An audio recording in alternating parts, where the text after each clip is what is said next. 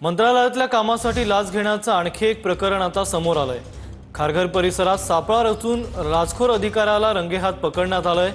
अर्थ आणि नियोजन विभागात कक्ष अधिकारी म्हणून हा कार्यरत असणारे विलास लाड यांना अटक करण्यात आली आहे। निधी मंजूर करून देण्यासाठी 6,37,000ची लाच घेताना अटक करण्यात आली आहे। मंत्रालयाच्या लाचखोरीला चाप बसवण्यासाठी पुन्हा एकदा कारवाई करण्यात आली आहे।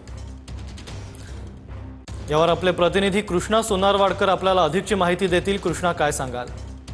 अभिलाष, मंत्रालयातल्या कर्मचारी आणि अधिकाऱ्यांवरती सापळा कारवाई करण्याची एसीबीची ही दुसरी वेळ आहे। काही दिवसापूर्वी आपण पाहतो एसीबीनं अन्न व औषध प्रशासन विभागातल्या क्लर्कला अटक केलेली होती आणि आता अर्थ व नियोजन विभागातला कक्ष अधिकारी म्हणून काम करणारे विलास लाड यांना 6,37,000ची लाच घेताना खारघर परिसरामध्ये अटक करण्यात आलेली आहे।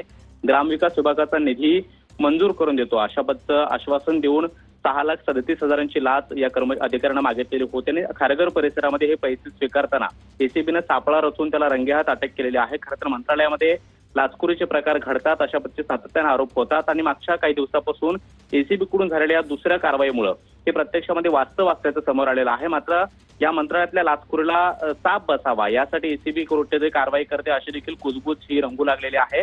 अर्थ व नियोजन विभागामध्ये कक्ष अधिकारी असणाऱ्या अधिकाऱ्याला अटक होणं ही खरं तर मोठी बाब म्हणावी लागेल, कारण मोठ्या पदावरती काम करणाऱ्या अधिकाऱ्यांच्या वरती अशा पद्धतीने कारवाई होऊ लागल्यानंतर कुठेतरी ती धास्ती निर्माण व्हावी आणि लाचखोरीला चाप बसावा अशा पद्धतीचा कुठेतरी संदेश सरकार देऊ पाहते। कृष्णा, दिलेल्या सविस्तर माहितीबद्दल धन्यवाद।